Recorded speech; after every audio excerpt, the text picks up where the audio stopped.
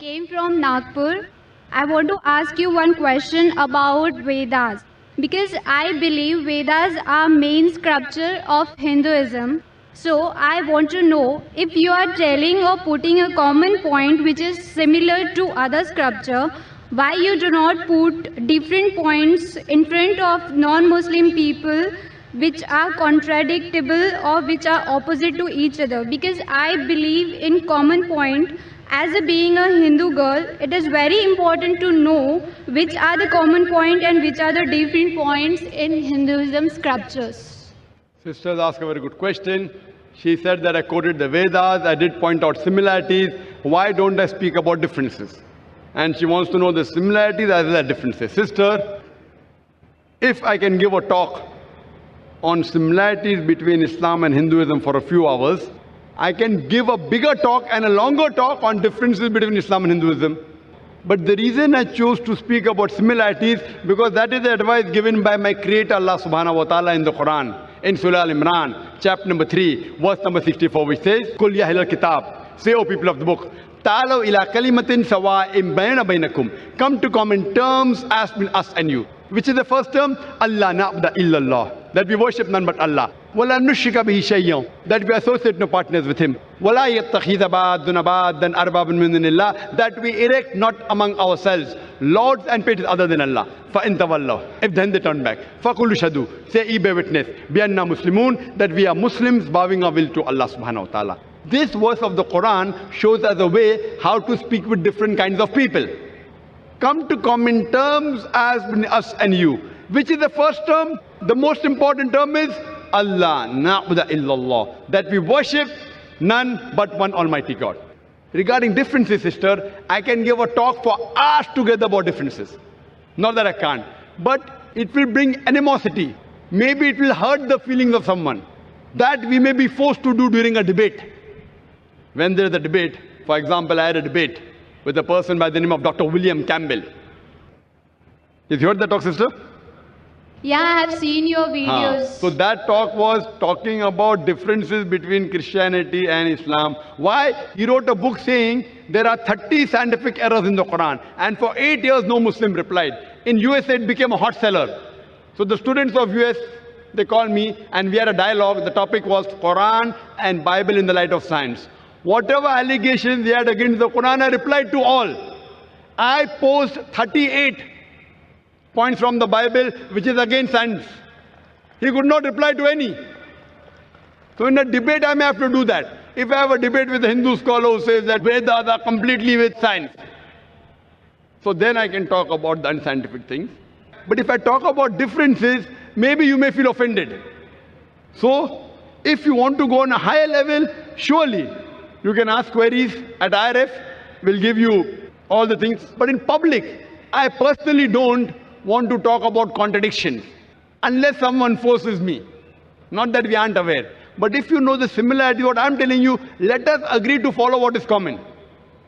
So what I tell the people, what is common in the Vedas, in the Bible, in the Quran? Let everyone agree that at least one book is the word of God. Hindus will say, Veda is the word of God. Christians will say, Bible is the word of God. Muslim will say the Quran is the word of God. I tell them a thing which everyone wouldn't mind agreeing. Let us agree to follow what is common. So when you follow the commonalities in the Vedas, in the Bible, in the Jewish scriptures, Talmud, in the Quran, we find all the scriptures says there's one God. All the scriptures says the last and final messenger is Prophet Muhammad, peace be upon him. So I'm asking you, sister, why don't you believe in one God? I want to ask you the question, sister. Do you believe there's one God? Yeah, I believe in one God. Do you believe, and do you believe, sister, that the last and final messenger is Prophet Muhammad, peace be upon him? Just because I am asking you the question, because it is very difficult to understand Quran and Vedas, and I am so much confused which scripture is more important for me to achieve to the God. I mean, to worship sister, to the God. Have you heard my lecture on similarities between Islam and Hinduism, or Muhammad Sallallahu Alaihi Wasallam in the Hindu scriptures? Have you heard that? Yeah, I have heard. Do you know that your scripture says that the last and final messenger is Prophet Muhammad, peace be upon him? Yeah. Do you know that? Yeah. So do you believe Prophet Muhammad is the messenger of God? Yeah, definitely. Do you believe? Yeah. So if you believe there's one God, and you believe that idol worship is prohibited, and if you believe that Prophet Muhammad is the last messenger, in Arabic we call you as a Muslim.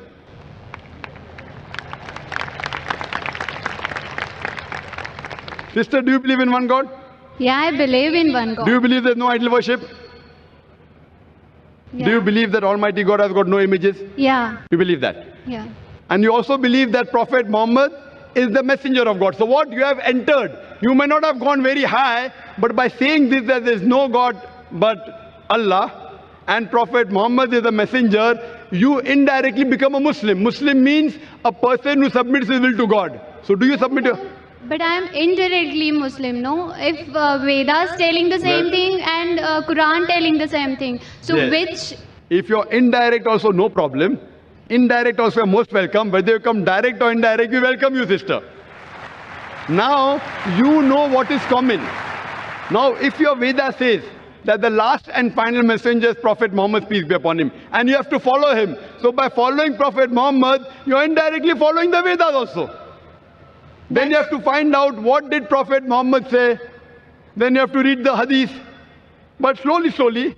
So now you're in nursery, then junior KG, then senior KG, then first standard, then you reach standard 10. But have you taken admission, I want to know. That do you agree that you're a Muslim? Muslim means a person who submits his or her will to God. Why it is important that the person who are believing in one God, he is called or she is called a Muslim? Yes, why? Muslim means a person who submits his will to God.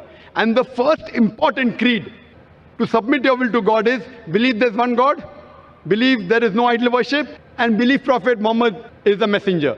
If you say this, that means you have agreed to submit. And then it takes time. Then you go to standard 1, then slowly you may know what is required about fasting, about charity, not to rob, not to steal. All this comes later. But do you agree to submit your will is important. And do you agree to follow the teachings of Prophet Muhammad is important. What I want to ask you, sister. Yeah, I agree. So would you like to say the Shahada? Shahada means would you like to say in Arabic that there is no God but one God and Prophet Muhammad is the messenger? Yeah, there is a one God. And the Prophet Muhammad is the last prophet. MashaAllah. MashaAllah, sister. Congratulations. I would just say it in Arabic and I want you to repeat it. You know what you have said is the same thing.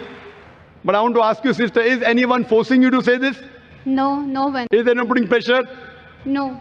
It is completely out of your free will. Yeah. Okay, sister. I'll say in Arabic, just repeat it. Ashhadu Ashhadu Allah Allah ilaha ilaha illallah illallah wa ashhadu wa ashhadu anna anna Muhammadan Muhammadan abduhu abduhu wa rasuluhu. wa rasuluhu. I bear witness. I bear witness I bear witness that there is no God that there is no God but Allah but Allah and Prophet Muhammad, and Prophet Muhammad, peace be upon him, peace be upon him, is the servant is the servant and messenger of Allah. and messenger of Allah. MashaAllah. Thank you. I congratulate you, sister. Now we have entered the fold of Islam. And inshallah, for getting more knowledge, for going to first standard, second standard, third standard, be in touch with the sisters of the Islamic Research Foundation. And it will be a pleasure to guide you. And if you have any queries regarding Quran, regarding Islam, you're most welcome to ask. If you have any queries even regarding Hinduism, Yeah. etc., most welcome, sister. And I pray to Allah subhanahu wa ta'ala that may He grant you Jannah, sister.